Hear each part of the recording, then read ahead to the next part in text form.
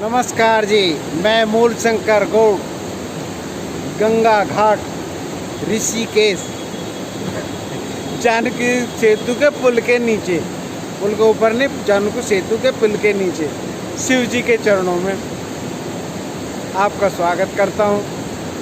नमस्कार। मौनी बाबा चैनल पर दी हुई पोस्ट पढ़ता रहता हूँ। उन्होंने कुंडलियों का ज्ञान बांटा और कुंडियाँ जो हैं वो सर्पाकार में दिखाई जाती देखी, तो मुझे डाउट हुआ कि ये क्या प्रगटावा है, इस आकार का जो इतना भयभीत आकार है, ये क्या प्रदर्शित करती है, इनसे क्या मतलब निकाला जाए। तो मैं इनके दर्शन के लिए ऋषिकेश पहुंचा था। मैं रिटायर्ड फ्लाइंग अफसर हूँ भारतीय वायु सेना से, तो काफ़ी उम्र हो चुकी है, 70-78 साल की। मैंने कहा चाहे कुछ ना कुछ ज्ञान साझा किया जाए, कुछ सीखा जाए। वो लिखते हैं कि गुरुदेव जी जाओ लो दुनिया रहिए, कुछ सुनिए, कुछ कहिए। तो मैं कहा क्यों ना इनसे कुछ विचार विटंडा करके कुछ ज्ञान हासिल किया जाए। इसलिए मैं यहाँ आया, उनके चरणों में मैंने नमस्कार किया और इनसे पूछा, तो उन्होंने इसका इस भेद बताया।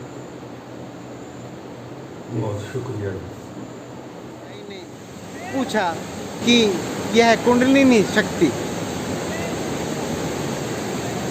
जो है ये सर्प आकार में क्यों है, सर्प आकार में क्यों है ये कुंडलिनी शक्ति।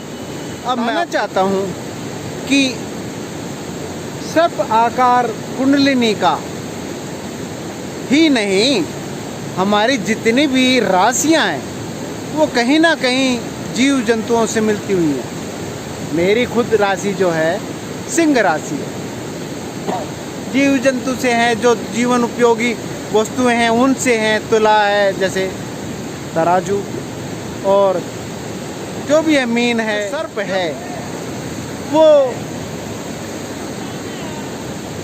हमारे जीवन में बहुत उपयोगी रहा है। काश्तकार के लिए यानी कि जमींदारी के लिए सबसे महत्वपूर्ण था उस समय जब सर्प को ही माना गया। सर्प को माना गया उस समय एक जीवन उपयोग में आने वाली एक भूमि ही थी जिसके में अन्न उपजाया करते थे, और वहाँ पर जमींदारों के लिए या जो खेती करते हैं उनके लिए वो सर्प एक मित्र के समान था। सर्प हुआ, गाय हुई, सबसे महत्वपूर्ण था। इसलिए उन्होंने सर्प को प्रतीक माना, ऐसा माना जाता है। अब मेरी जो मान्यता है वो अलग है। मैं जो देख रहा हूँ, जैसे कि मैंने पहले भी कहा था कि जो कुंडलिनी शक्ति है एटॉमिक पावर है। जी हाँ, एटॉमिक पावर है। देखिए ये एटॉमिक पावर कैसे इस्तेमाल होती है, किस तरीके से गति करती है। कुंडलिनी शक्ति को कुंडलिनी ही क्यों कहा गया? एक दूसरे की कुंडल में फंसे हुए कड़ी दर कड़ी, जैसे कि रीढ़ की हड्डी, वो भी कुंडी में एक दूसरे के फंसे हुए हैं। इस तरीके से वो कुंडल भी कहा सकता है। और सर्प की जो कुंडलिनी मार के बैठने की जो अवस्था है उसको भी कुंडलिनी बोल सकते हैं। यही है कि कुंडलिनी शक्ति जो सर्प के आकार में है, अगर कुंडलिनी की अवस्था को जागृत करना, ऊर्जा को जागृत करना है, तो कहीं ना कहीं हमें अपने मस्तिष्क की पावर को मारना ही पड़ता है। मारा तो नहीं जाता है, महाकाल में प्रवेश कराया जाता है, जो कि सर्प प्रतीक है। मिस्र में कुंडलिनी शक्ति के ऊपर बहुत कार्य हुए, भारत में भी हुआ। भारत में महाभारत काल में कुंडलिनी शक्ति को जागृत करने के पश्चात इस तरीके से उस ऊर्जा को इस्तेमाल किया गया कि ऋषियों ने उसके ऊपर शोध करना बंद कर दिया, विचार करना बंद कर दिया, अपने जो रिसर्च सेंटर थे वो बंद कर दिए। ऋषियों द्वारा जो शोध था वो बिल्कुल बंद कर दिया, क्योंकि कुंडलिनी जागरण करने के बाद जो शक्ति का दुरुपयोग हुआ वो महाभारत काल में हुआ। इतनी तीव्र गति से उस शक्ति का उपयोग हुआ है कि ऋषियों ने निश्चय किया कि नहीं, अब और नहीं रिसर्च करेंगे कुंडलिनी के ऊपर, शक्तियों के ऊपर। और मेरा कुछ और ही मानना है। मेरा मानना है कि जीवन उपयोगी जो भी कार्य हैं उनमें कुंडलिनी का सदुपयोग किया जाए, सदुपयोग किया जाए। और सर्प का जो आकार है, पूछा कि इसका सर्प का आकार ही क्यों है, तो सर्प का आकार इसलिए है कि जब हम किसी भी धातु को रस्सी से पकड़कर घुमाते हैं तो जैसे जैसे स्पीड बढ़ेगी तो आप देख पाएंगे कि पीछे एक पूंछ बन जाती है, वो होती नहीं, दिखाई देती है। जैसे कि एटॉमिक ऊर्जा आपको दिखाई दे रही है, मैं बता रहा हूँ। हाँ, ये एटॉमिक ऊर्जा, ये एटॉमिक ऊर्जा के पीछे जो पूंछ बनी हुई है वो असल में है नहीं, पर दिखाई देती है। जैसे कि पुच्छल तारा, कोई भी तारा टूटता है तो उसके पीछे पूंछ दिखाई देती है। और पंखे को और हाई स्पीड पे घुमाया जाए तो उसकी उल्टी गति भी दिखाई देती है। उल्टी गति अगर बिंदु के तौर पे लिया जाए तो पूंछ को सर्प कुछ अपने शरीर में निगलते हुए दिखाई दे।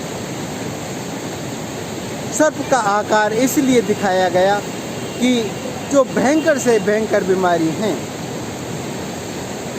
वो जहर से ही नष्ट की जा सकती। अब जैसे कैंसर की बीमारियां हैं और बहुत सी बीमारियां ऐसी हैं जो कि जहर से ही नष्ट की गई। तो मेरा मानना है कि उसके पीछे बेसिक कारण यही है कि सर्प का आकार बना के दिखाया जाए। जिसकी भी जो भी कल्पना रही होगी वो अब हमारे स्वास्थ्य जितने भी केंद्र हैं उसमें भी एम्बुलेंस के पीछे जो मोनोग्राम है उसमें भी उस सर्प का, और वो प्रतीक बन गया। जो वे फैसिलिटी हैं अगर निभानी है, लेनी है, तो ये आपका प्रतीक है एम्बुलेंस का। मेडिकल फैसिलिटी आप इसके द्वारा ली जा सकती है। तो बेसिक कारण मैं तो यही समझता हूँ। देखो, विज्ञान का अपना तर्क है, परंतु मेरा तर्क यही है। तर्क वितर्क तो चलते रहते हैं, क्वेश्चन कभी ख़त्म नहीं होते, और क्वेश्चन ख़त्म हो जाएंगे तो वीडियो बंद हो जाएंगे। परंतु एक अवस्था ऐसी होती है कि क्वेश्चन ख़त्म हो जाता है अपने स्वरूप को जानने के बाद। खैर, मेरे से जो क्वेश्चन किया कि ये सर्प आकार क्यों है कुंडलिनी का, सर्प आकार दिखाई देता है जब हम अंदर अपने झांकते हैं, कुंडलिनी को देखते हैं। भ्रिकुटी में हुआ, कंठ प्रदेश में हुआ, हृदय देश में हुआ, तो उस एनर्जी को जब भी देखते हैं तो गति करते हुए देख सकते हैं। हाँ जी, उस एटमिक ऊर्जा को हम गति करते देख सकते हैं। और गति जब होती है तो वो निर्भर होती है, और जहाँ निर्भर गति होती है वहाँ पर इस गति से होती है कि वह दिखाई नहीं देती। जैसे पंखे की पंखड़ी नहीं दिखाई देती, आभास होता है। और एक बिंदु को स्पीड से घुमाया जाए तो उसको सर्प के आकार में आभास होता है। मुझे लगता है कि आपका आंसर, आपका प्रश्न का उत्तर मिल गया है। और मेरे समझ में तो यही है कि एटम की ऊर्जा जब भारहीनता से घूमती है तो वह पुच्छल तारे की तरीके से दिखाई देती है और सर्प का आभास करा। बस इतना ही आज के लिए। अगली वीडियो में फिर से कोई आपका क्वेश्चन उठा तो समाधान करने की कोशिश करूँगा। गारंटी नहीं ले सकता आपका समाधान होगा, क्योंकि जहाँ तर्क होता है वहाँ वितर्क होता है, और कुतर्क फिर आना स्वाभाविक है। इसलिए भाई इतना ही काफ़ी है। कुंडलिनी का जो दर्शन है वह अंदर का प्रतीक है, वह दिखाया नहीं जाता, देखा जाता, अभिव्यक्त नहीं किया जाता, अभाव में देखा जाता, भाव के रहते हुए उसको महसूस किया जाता है। महसूस करो, खुद देखो, आपको कुंडलिनी की ऊर्जा, एटम की ऊर्जा दिखाई ही नहीं देगी, वह उपयोग होना भी शुरू हो जाएगा। मिलते हैं अगली वीडियो में। शेयर कीजिए, लाइक कीजिए और कमेंट्स भी कर दिया करो भाई, अपने क्वेश्चन पूछ लिया करो। गंगा तट से मूल शंकर का प्रणाम स्वीकार करें। आपकी दुआ, आपकी तरफ से मैं गंगा से प्रार्थना करता हूँ आपकी सबकी मनोकामना पूर्ण करें। हरिओम।